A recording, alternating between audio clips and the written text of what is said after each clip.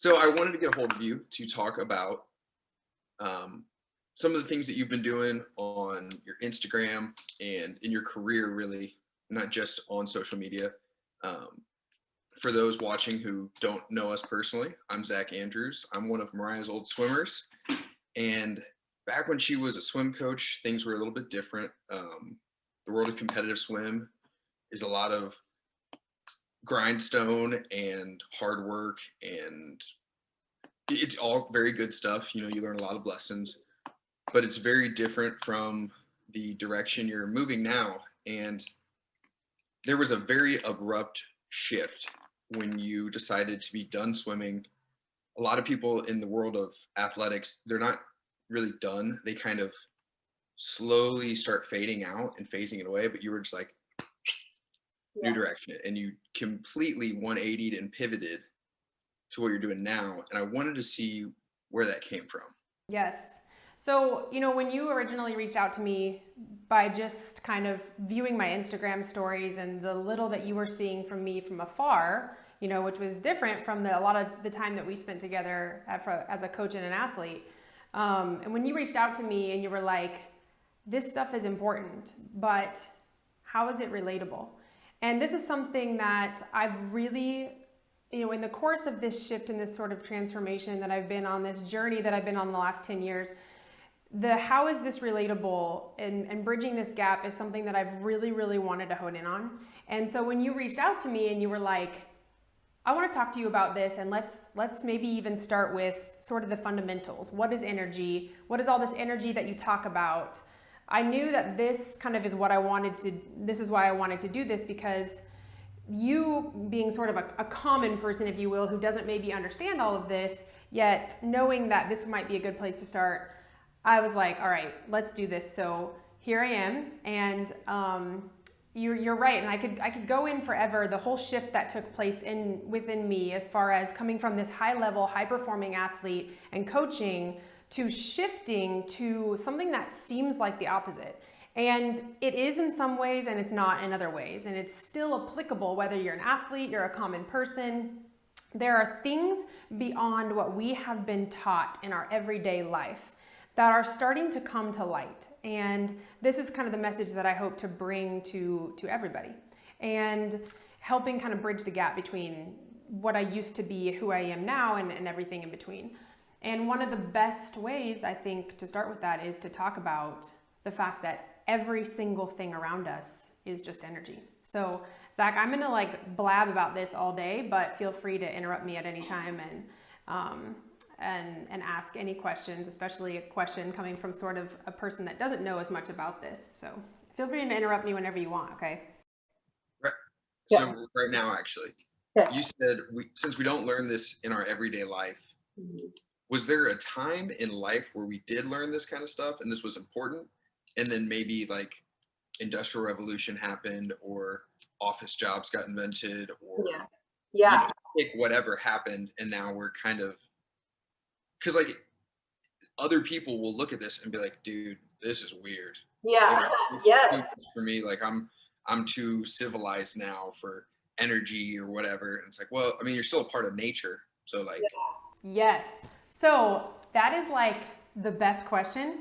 I'm going to say some things first, and then it will eventually, maybe even more towards the end, it will lead to how did we get to the point where we weren't even taught about this kind of stuff. So let's pocket that question, because I'm going to come back to that. And I think I'll start with explaining, okay, this term that everything is energy, right? So Nikola Tesla once said that if we want to understand the universe, truly understand the universe, we have to start thinking in terms of energy and frequency and vibration. And if Nikola Tesla is starting a sentence with, if you want to understand the universe, then the rest of it's probably pretty important. We should probably listen and pay attention, And so when I started to kind of delve into this notion and started to learn all of these things, self-taught and otherwise, it literally altered the course of my life. So I'm going to start with a little bit of science here. So for all my science people, and for all my non-science people, don't lose me here. Just stick with me. I'm going to start with the science, and then I'm going to tell you why the fact that everything is energy applies directly to you.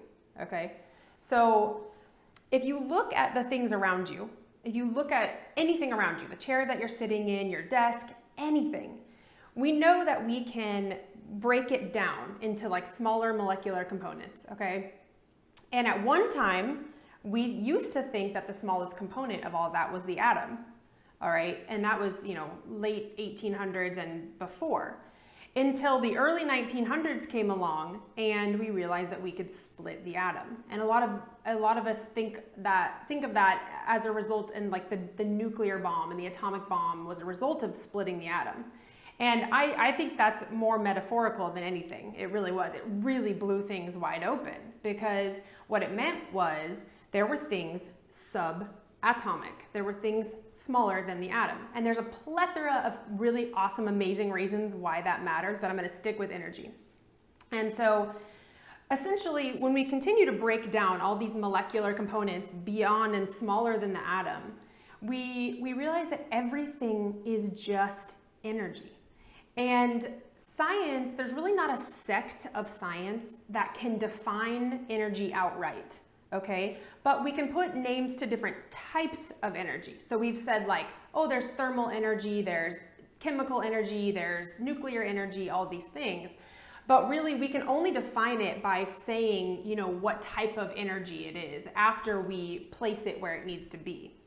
And if you look at the law of thermodynamics, for example, the first law of thermodynamics is that energy can neither be created or destroyed. It can only change form, okay? And if you want to look at that almost religiously or spiritually, everything always has been, always was, and always will be, okay? So from a scientific standpoint, we actually know for a fact that everything is just energy. It's just that energy is hard to define. And the reason why that's important is because energy vibrates, and the rate at which energy vibrates will then create a particular frequency. And for those of you familiar with this subject, I'm going to use some pretty third-dimensional terms here, such as high and low, even though that's not quite how it is. So if there are things that vibrate at a high frequency, and there are things that vibrate at a low frequency.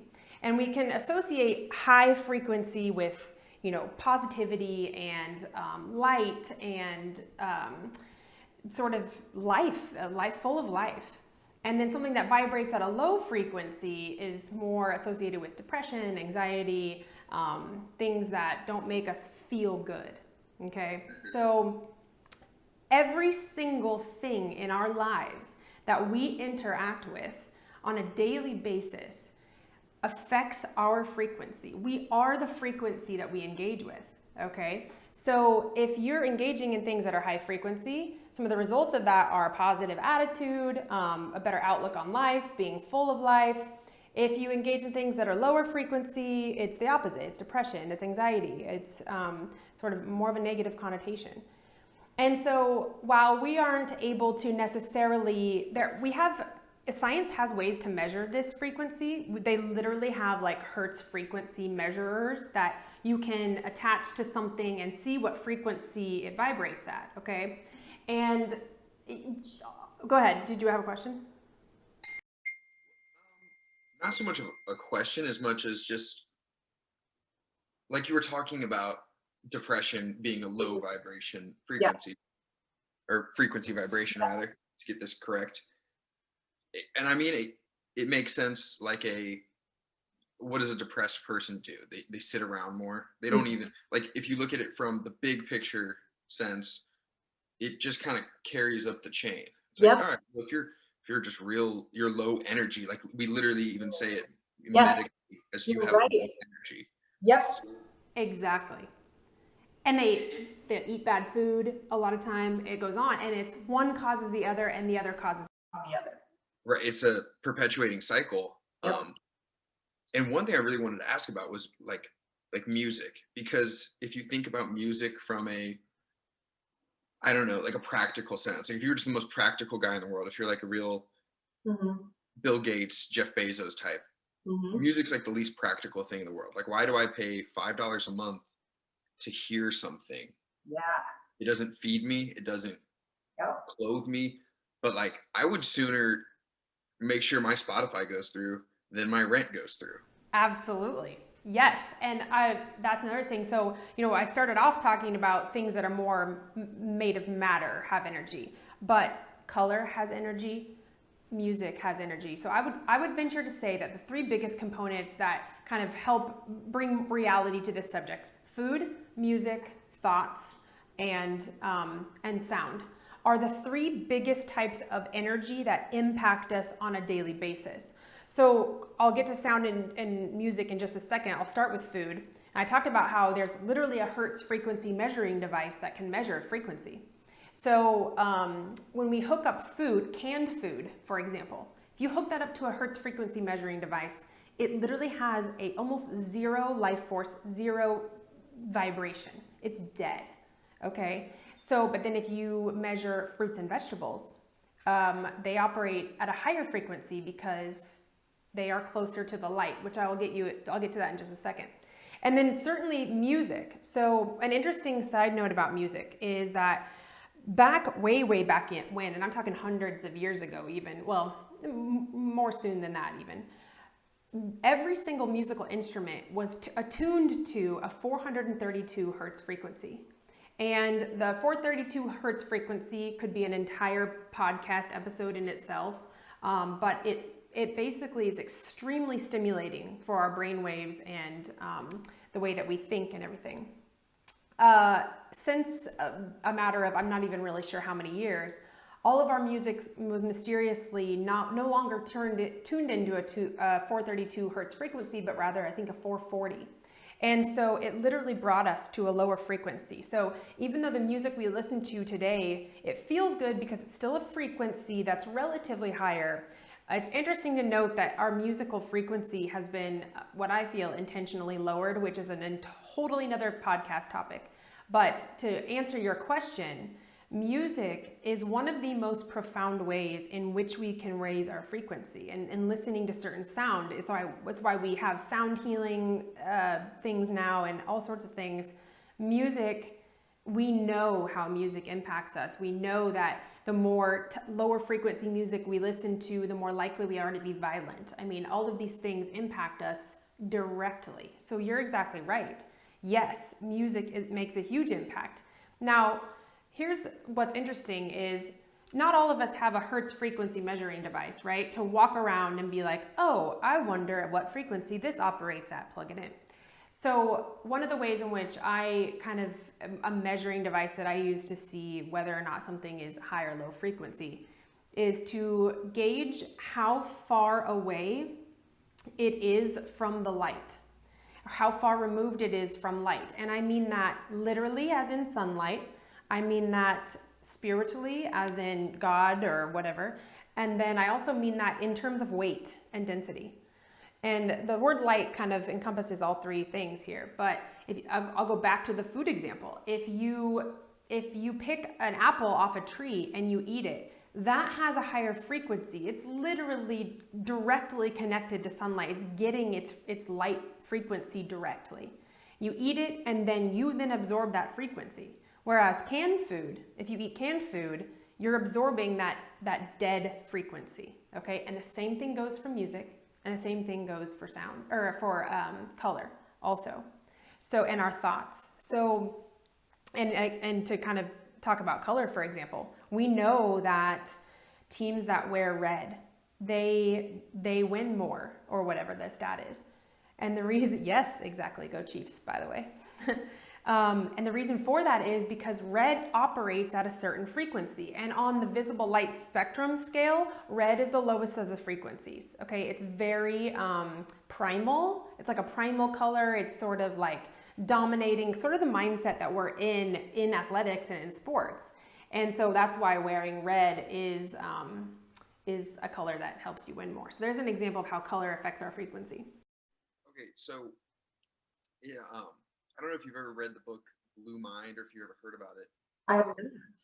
It's about why people gravitate towards water and how people feel less depression, anxiety, like suicide rates are lower just near any body of water. And I was wondering how much of that has to do with the fact that there's water and how much of it has to do with the fact that it's the color blue. Because if you ask, I don't know where I saw it, and I don't want to, be out here pulling things out of thin air.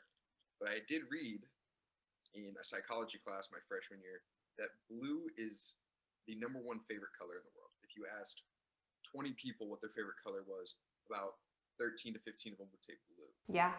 Yeah. What is blue that has that calming, like that soothing kind of, you just know it when you see it kind of thing. Like you look out over the lake or over the ocean, you're like, So yes, that's a really good point. There's kind of a two-part answer. I'm actually going to show a graphic. I'll put up a graphic here.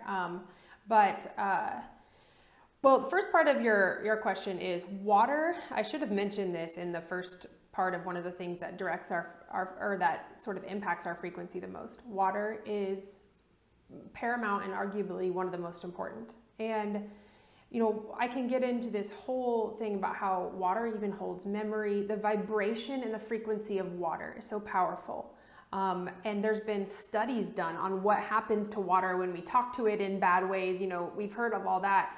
Water literally holds memory. And it's funny because they talk about this on the movie Frozen. If you watch Frozen, water holds memory and it holds a vibration that, depending on how you're using water or the type of water, whether it's been, if it's your lead-filled tap water or fluoride-filled tap water versus fresh distilled water, it holds a frequency and vibration. But water in general is for lack of a better term, it's just a very powerful frequency. And I mean, we are made of 75% water. So we're gonna naturally gravitate to the very thing that we are made of. And you're absolutely right about the color blue. And if you look at the graphic I'm going to show, probably about right here, and you look at the energy centers within the human bodies called chakras that follow right along with the visible light spectrum. Blue is one of the higher frequency colors, okay? And it actually resides right here. We have an energy center here. It's called our third eye energy center. And if you look at the color, those who can see colors of energy centers, such as myself, you can see that there is a blue color that resonates here. It's a little bit of a turquoise blue. And our pineal gland is responsible for our intuition, our belief systems, and it's such a big part of our existence that it's absolutely a factor in why we gravitate towards water in general. It's a high vibrating color. Okay, so that being said, you mentioned, we'll get into the chakras later because yeah, we'll do that on another episode. That's a whole different. Yeah. I'm with anyone else watching this who's at square one. So yeah. This is not like rehearsed. I don't know. I haven't looked this up myself. Bring me back down, Zach. Yep. Mm-hmm. Yeah, we're gonna have to water this down just for a couple episodes. Okay. Yeah. So I mean, whether we know it or not, whether a boss of the lady at the grocery store knows it or not, his mandate to wear a certain color, it could be intentional. Places like McDonald's, for example, they do all this intentionally. There's literally so much to be said about color choices. If you think about, and I'm not even saying, I don't know the reason why people choose to, paint things the way they do, but if you look at gray, gray is starting to lean towards a neutral way of existing. If you look at black, the black absorbs everything, right? We know that black is the absorber of light. Well, gray is starting to get down to the spectrum of black, right? As we move down the color spectrum. And so gray evokes sort of like this neutral tone. And I say this, I'm not a color frequency expert, but I do know a thing or two about the visible light spectrum. So I would imagine, everybody's different for why they do things, but gray and these colors, they don't evoke any certain type of emotion, right? Maybe there's just an agenda to keep things neutral. And that would explain, people living in Seattle get depressed. Everything's gray. Yes. I mean, Seattle is like Washington itself is the most beautiful terrain you've ever seen. Giant green trees, clear blue water. Yeah. It's like, what can you not love except the fact that there's no light? Oh, yeah. See what I'm saying? Yeah, see? Yes. There's not as much light. And that is why the closer to the light, the higher frequency that you are and the more positively you operate. And now, I could do a whole episode on there's light and dark, that's not good or bad. It is and it isn't. You know, for the sake of a third dimensional conversation, yes, it's good and bad. But so for the sake of this conversation, we'll use light as being good and dark as being bad.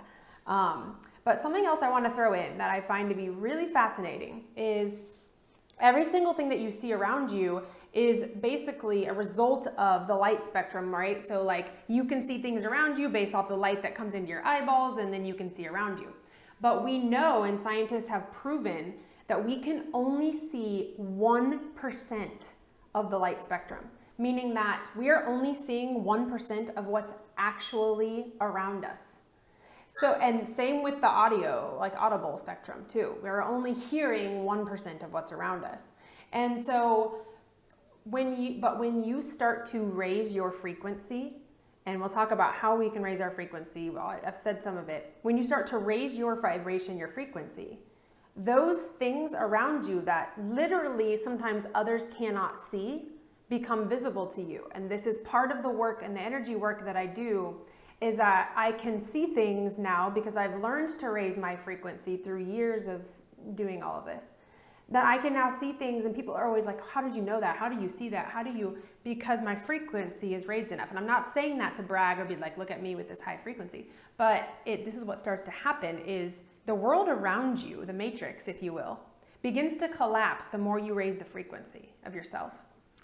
Okay, so on that note, for someone who's a little bit more skeptical or a little bit more, I mean, like the way I'm looking at this is like, I don't know a whole lot about anything yet in life.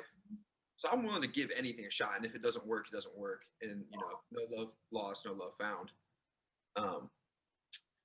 But to someone who is a little bit more skeptical or a little bit less spiritual or wherever you want to kind of place them, how and why should they care about that?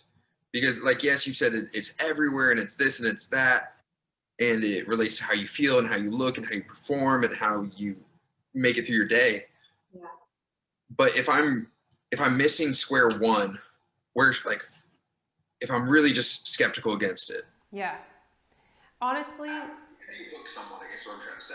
What was that last part?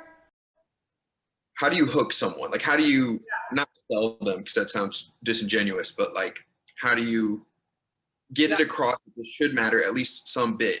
You know, I don't think this would be something you'd have to every single person dedicate their whole life to a spiritual practice or becoming a yogi or a lot of things, but just being mindful that there's other stuff maybe playing into how you feel or emotions that you can't explain that you're going through. You're just feeling confused or whatever. Yeah. So in the very least, at the very, you know, there's all these things that I could say about transcendence and what happens when the veil of what we call the matrix begins to collapse and life after this, all these crazy things.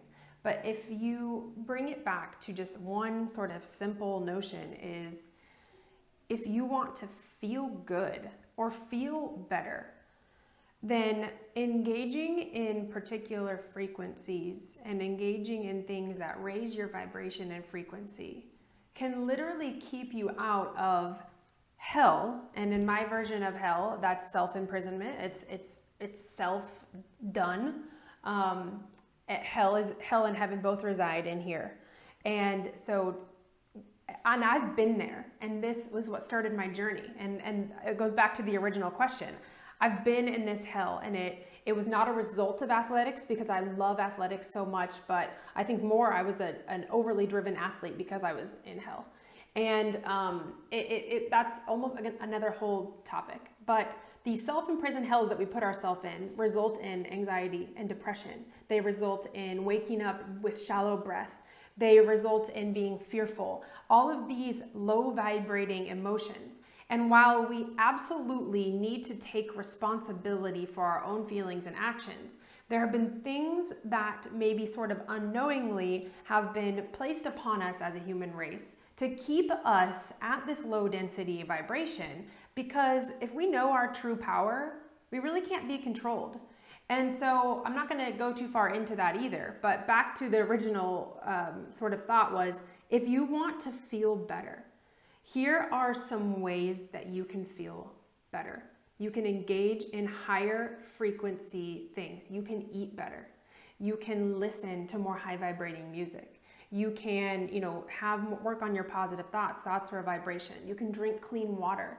All of these things simply and for no other reason than to start to unlock the door of the self-imprisoned hell that most of us are in.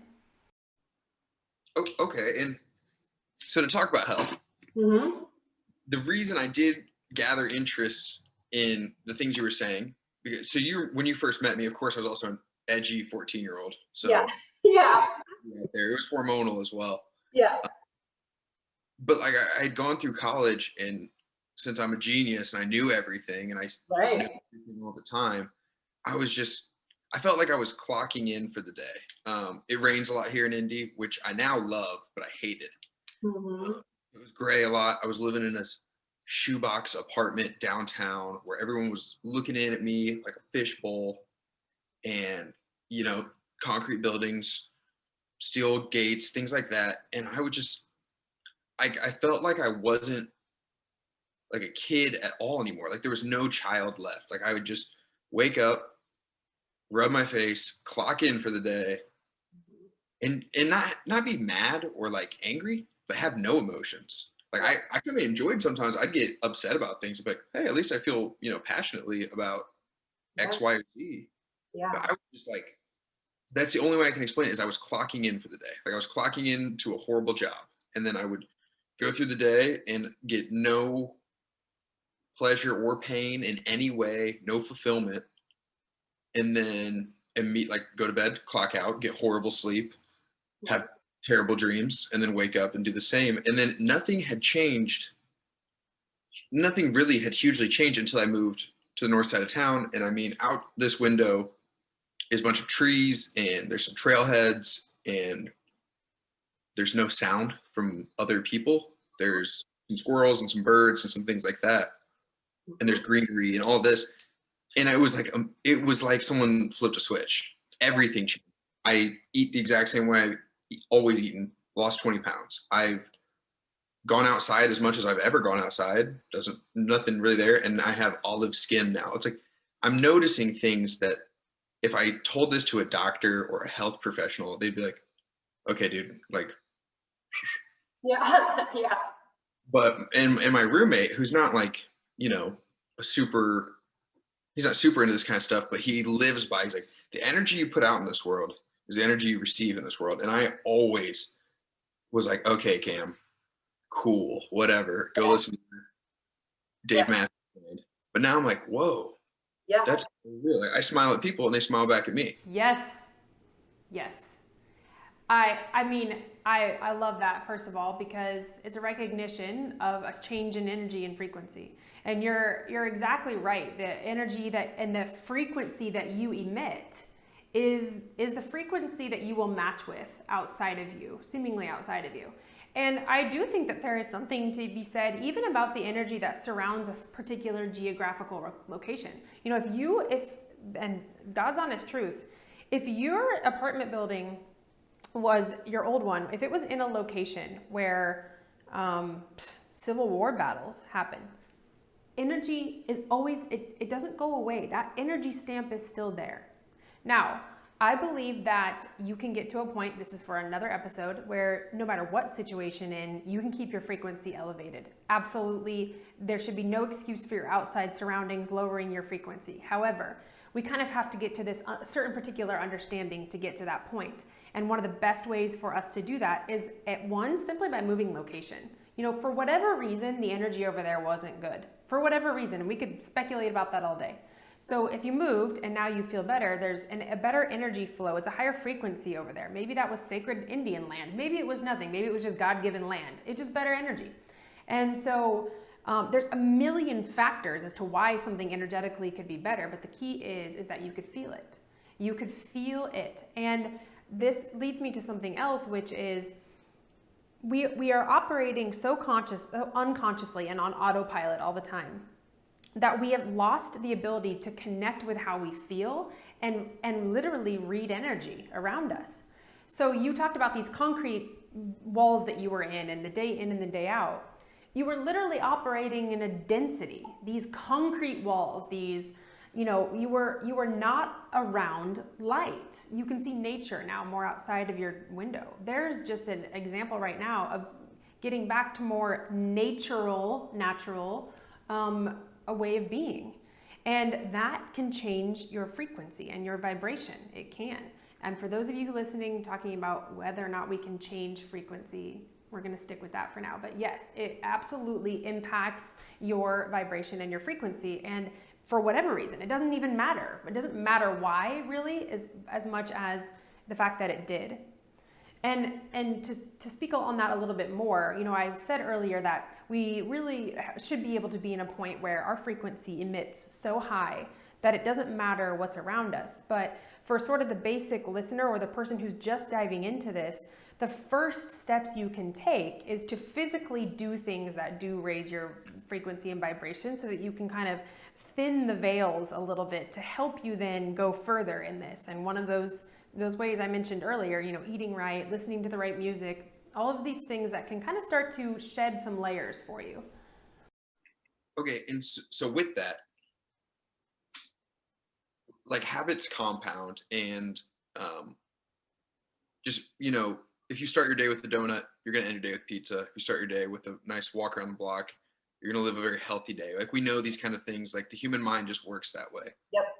So what are 3 things that you could do that would be easy, cheap, and or free, and like a sustainable, repeatable habit that won't like totally wreck your mind? Like, you don't have to go out and, you know, pull all of the artwork out of your house, or you don't have to paint all of your walls. What are just something, if once you turn off the podcast, you can go down in the kitchen or into the bedroom or the bathroom or whatever and just fix 3 simple things? Yep. Would that?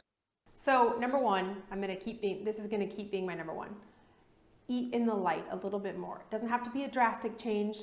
It doesn't have to be like all of a sudden you throw away all of your processed foods and you start a whole new life and you buy organic food. This can be done gradually. It can be done in small increments. Eat more food of the light. And real quickly, if you think about a plant, it gets its energy right from the light. Then you think about all of the things that eat the plants that we also eat. We're one step from the light then. Go right to the source. We can't eat sun yet. That's another thing. But the more plants you eat, that can raise your vibration. So fruits and vegetables, number one. Number 2 would be to get out in nature.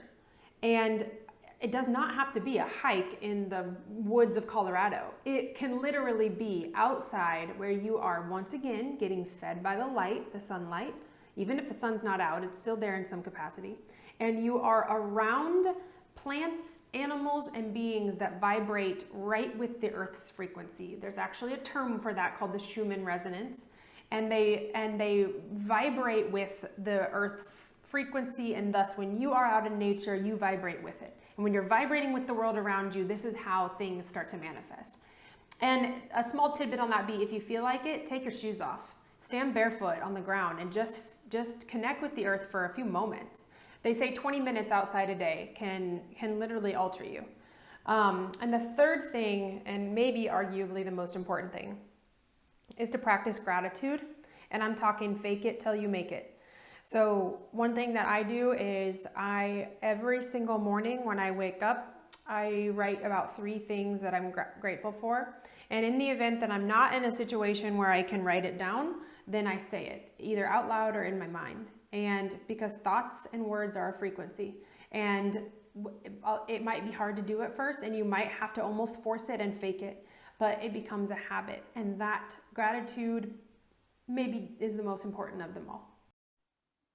Okay, and so with the gratitude, that's interesting, because I mean, no shocker to eating good real foods. Like, your food should just be ingredients. There shouldn't be ingredients in your food. That's Right. pretty much a no-brainer. Like, we all kind of know it. I've never heard that one. That's good. Yeah. So nature, like, we can definitely get back into that because I'm very interested in that. But the gratitude. So out here in the West, or even in like the whole world now, there's, consumer culture, and and not to act high and mighty, I'm literally wearing a record company's t-shirt right Yeah. now. So, but there's kind of this like, oh, you don't know how you feel or you don't know where you belong. Buy yourself a personality. Go do Yeah. this, go do that. And like, oh, you're bummed out. Buy this new pair of Nikes and I'll make you happy. And I think there's some give and take there because it is nice to have nice things. But why is there kind of like a common collective against being grateful or being at peace or just saying, no, I have enough? Like, why is there the more is better attitude? Not the, because nothing is more is better. There's always a curve to everything. More exercise will kill you. No exercise will kill you. Yeah. Yeah. There's a little give and take to everything. So where did that come from? And why is it so like you saying, be positive, be grateful? There's going to be people out listening to this who are like, who's this cheese ball? And like, what are you so happy about? Yeah. Like, what are you smiling for? Yeah. Oh man. Totally. So first of all, I used to be one of those people. And I was like, stop with the gratitude bullshit. I don't want to hear this. And I realized that I was in a place where I just wasn't ready to hear it yet. But, there's two ways I could approach this, and I'll be brief about one. What society wants us to do is it wants us to look outside of ourselves for happiness. Okay, so the consumer market teaches us that this item outside of who you are is what will bring happiness, and we are fed that in every commercial, in just about every social media post, everything. Look at all these things I have and what I'm doing and all these things. And what we have not come to realize, and what we will find in time will bring us true peace, is to find happiness within yourself. Another cliche, oh my God, annoying, I don't want to hear that BS saying. And it's one of those things that you can't understand until you understand it. And although my gratitude, and even to this day, I'm grateful for things that lie outside of myself, okay? And there's nothing wrong with being grateful to those things, because ultimately what it will do is it will lead you back to being grateful for just your existence, okay? But it's okay to be grateful for the things outside of ourselves, but it's not the things outside of ourselves where we will find happiness. And we see this time and time again, and it's become a cliche. We keep saying, oh, go inside yourself, find peace within yourself. I hated that shit. I hated that. And you know why? Because I didn't have peace within myself. So it's like, you really can't understand it until this becomes a practice. So what I would say to you is, do a gratitude practice every day and come back to me in 6 months and tell me if you understand now. There's almost no words for it. But one thing, and one of the major things is that eventually it will lead you to understanding why you should be grateful for existence and life itself. Okay. And so with that, let's say I'm the character who's still, Scrooge McDuck, and I'm very grouchy about this. You got nothing to lose just by saying like, thank you. I mean, there's a reason, like, Exactly.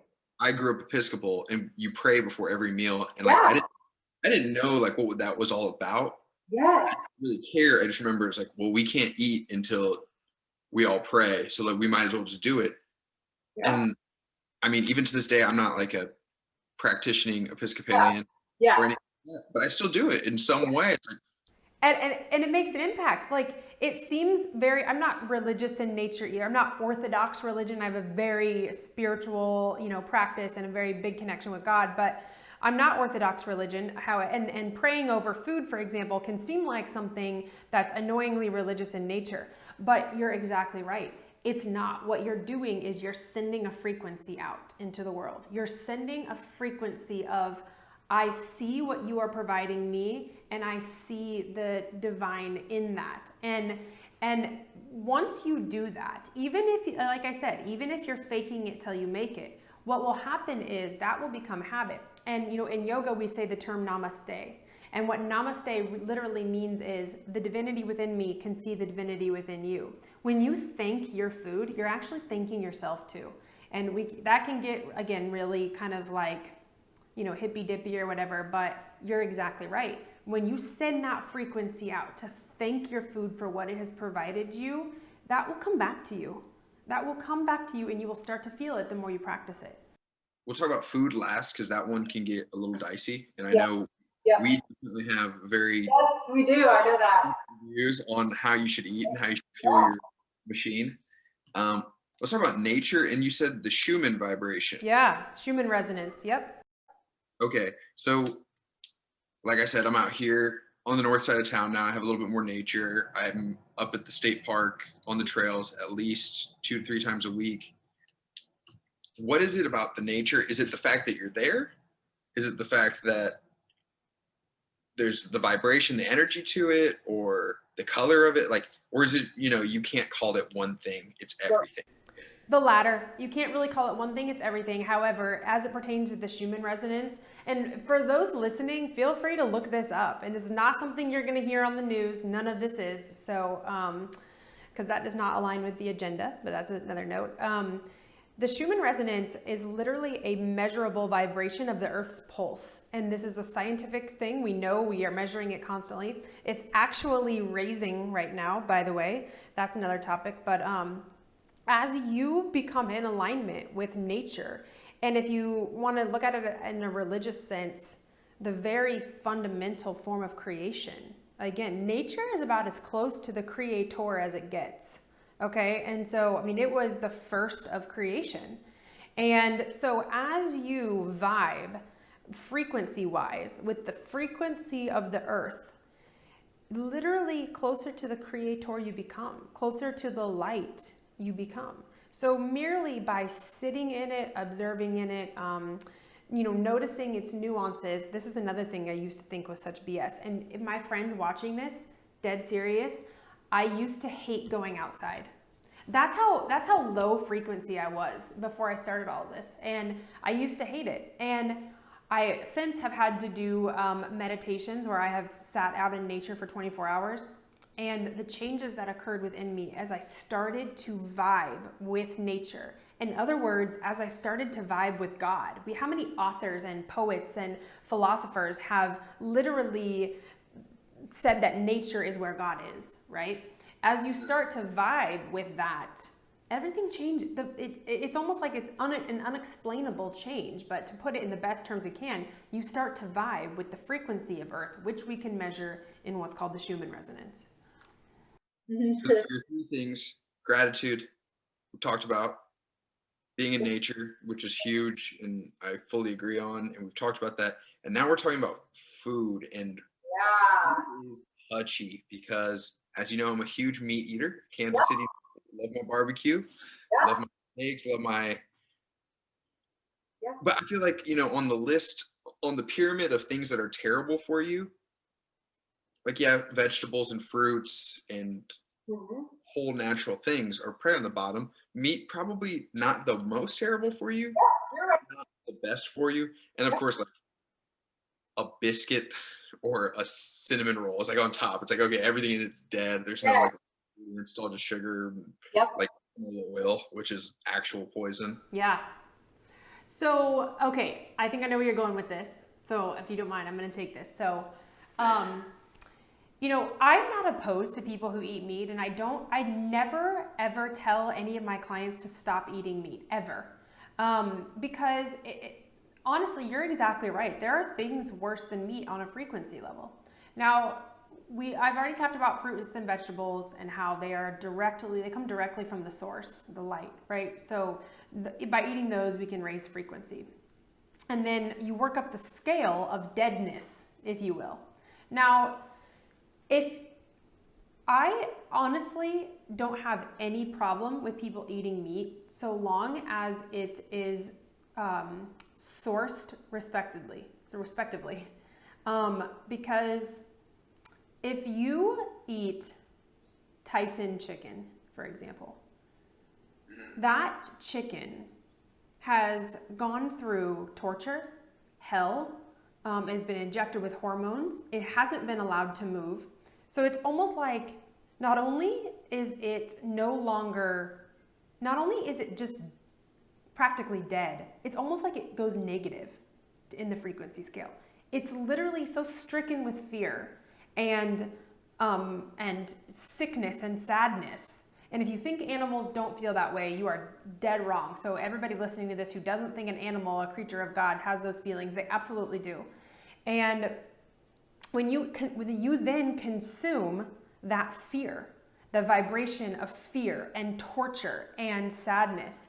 But when you go out and, let's say, ethically hunt an animal, you shoot it dead right where it is in the blink of an eye, and you are grateful for what it brought you, which, the Indians used to do ceremonies prior to hunting where they would say, whatever animal wants to give its life, may it come forward, And it was very sacred and high frequency in nature, the way that they consumed meat, and it was out of necessity.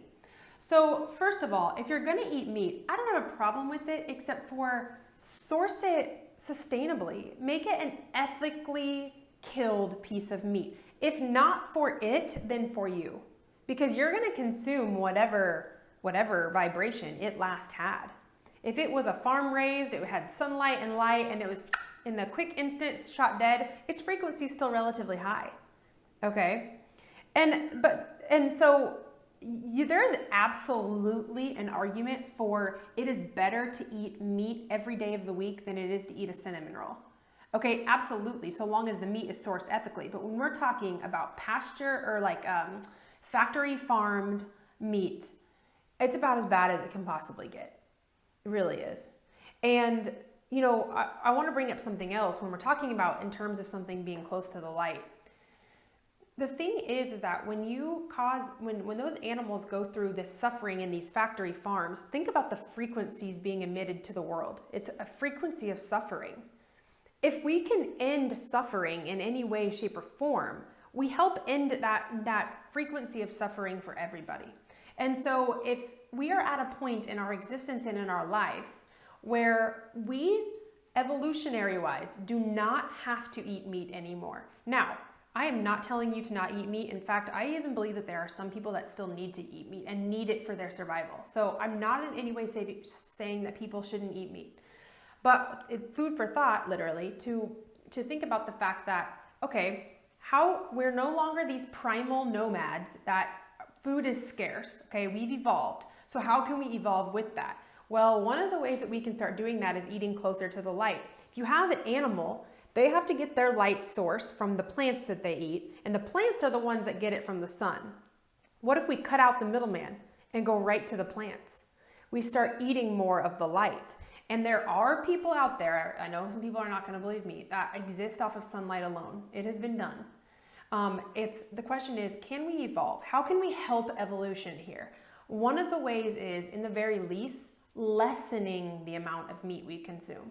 From a suffering standpoint, to stop with the energy of suffering, to just allowing ourselves to eat closer to the light and raising our own frequency. So there's my meat thing. So you said, well, okay, we'll get into that later, but so eating closer to the light, and you keep, emphasizing the importance of plants being your number one, because they're just photosynthesizing, and they're taking a little bit of water and a little bit of carbon, Yep. and a couple of their magical things, and they're making fruit or whatever. Yeah. Even the leaves themselves are edible on some plants. Mm-hmm. Where do, if you look at religiously and pick a scripture, Mm-hmm. there's always an emphasis on fish for some reason. Yeah. Jesus provided fish. Yeah. Did the Buddha eat fish? I want to believe that he did. I'm not sure. I'm not sure about that, but you're exactly right. I know what you mean by the fish emphasis. Right, there's, or look at the Jews who don't eat pork, or the Muslims also don't eat pork, and a lot of these religions kind of just chose this animal. There's something for the Jews. It was the cloven foot and this and that, and you could look at it from any which way. Maybe pigs were dirty and had tuberculosis, or it was God protecting his people. Yeah. But is there something specific about, say, pork, and something specific about, say, fish? Yeah. What is it in between? So you were right about so the thing is, whatever the reason why they didn't eat pork, it's all the same thing, right? They didn't eat it because they have tuberculosis. Well, why do they have tuberculosis? Well, it's a low vibrating, blah, blah, blah. You can all categorize that into the same thing. Fish is interesting because it fits somewhere between plants and animals in terms of consciousness. Okay, so like in consciousness in the way that we think of consciousness, right? So you have plants who are absolutely conscious, and there's tons of studies done on plants being able to scream when they are picked and everything. So that's another topic. But fish, you want to think of it as eating something that is further away from your own DNA. Otherwise, we'll get right down to cannibalism. And fish is a step further away from us than pigs. Pigs are just about as conscious as a young child. And so when we think of in terms of eating meat, eating things that are further away from our DNA. And fish also reside in water, which is high frequency and high vibrating. And so it's no wonder, and to be honest, I hadn't even thought about that, but it's no wonder that fish were so prevalent and eaten so much, because next to plants, it's about the next best thing to eat. And I'm liking how many things you were bringing up, and then we're like, okay, we'll save this, we'll save that. So viewers, beware, as well as it's everything you do. It's not like nothing in life is like, oh, it's just one dimensional. It's one, like it's all interconnected, and it doesn't take a lot of abstract thinking to believe that. Yes, it does. It does. And it takes starting to sift through the veils that have been put over us that keep us at a one-dimensional thinking. And don't even get me started with the dimensions and how we're moving into the fifth dimension and out of the third dimensional, everything like that. So that's another topic in itself. But, you know, to kind of bring all of this together and tie all of this back in my belief, it starts with the understanding of energy, frequency, and vibration, and what you are engaging with in every second and every moment of your life, so that these veils can start to thin and the one-dimensional thinking begins to expand a little bit. So I hope you have a better understanding now of why this matters. What Nikola Tesla said was true, that if you want to understand the world, here's how you have to start thinking. Have you ever heard of the Dunning-Kruger effect? I don't think so. So it's a curve that looks about like this. It goes up, peaks, and then it troughs down, and it'll never be higher than this peak. And on your x-axis is what you know, and then on your y-axis is what you think you know. And it's right here on the peak, some people will call it, I just listened to some comedians talk about it. It's called Mountain Stupid. Because like if you meet someone who kind of knows something, and they know everything. And I came into this being like, oh, well, I want to talk about X, Y, Z, and then she's going to say A, B, C. And I now officially know less than I started with. And you know what? That's it. It's in the I don't know where everything's available to you. And I'm excited because hopefully some people, if anyone finds this information, you know, somewhat helpful, then I think it was good. Worst case scenario, it's just you and I talking, we start to figure something out. Exactly. Yeah, exactly. Worst, maybe all somebody got from this was they're eating a little bit better. And you know what? That's a step. That's progress.